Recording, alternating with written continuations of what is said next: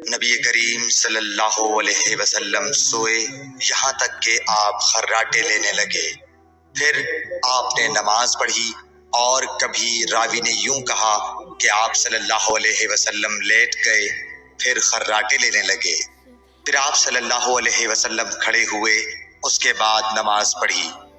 پھر سفیان نے ہم سے دوسری مرتبہ، ابن عباس رضی اللہ تعالیٰ عنہ کہتے تھے کہ ایک مرتبہ میں نے اپنی خالہ ام المومنین حضرت میمونہ کے گھر رات گزاری تو میں نے دیکھا کہ رسول اللہ صلی اللہ علیہ وسلم رات کو اٹھے۔ جب تھوڑی رات باقی رہ گئی تو آپ صلی اللہ علیہ وسلم نے اٹھ کر ایک لٹکے ہوئے مشکیزے سے ہلکا سا وضو کیا۔ عمرو اس کا ہلکا پن اور معمولی ہونا بیان کرتے تھے، اور آپ کھڑے ہو کر نماز پڑھنے لگے تو میں نے بھی اسی طرح وضو کیا جس طرح آپ صلی اللہ علیہ وسلم نے کیا تھا۔ پھر آ کر آپ کے بائیں طرف کھڑا ہو گیا، اور کبھی سفیان نے ان یسارہ کے بجائے ان شمالہ کا لفظ کہا، مطلب دونوں کا ایک ہی ہے۔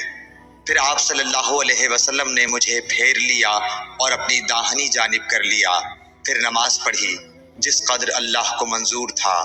پھر آپ لیٹ گئے اور سو گئے حتیٰ کہ خراٹوں کی آواز آنے لگی۔ پھر آپ کی خدمت میں مؤذن حاضر ہوا اور اس نے آپ کو نماز کی اطلاع دی۔ آپ صلی اللہ علیہ وسلم اس کے ساتھ نماز کے لیے تشریف لے گئے۔ پھر آپ نے نماز پڑھی اور وضو نہیں کیا۔ سفیان کہتے ہیں کہ ہم نے عمروں سے کہا، کچھ لوگ کہتے ہیں کہ رسول اللہ صلی اللہ علیہ وسلم کی آنکھیں سوتی تھیں، دل نہیں سوتا تھا۔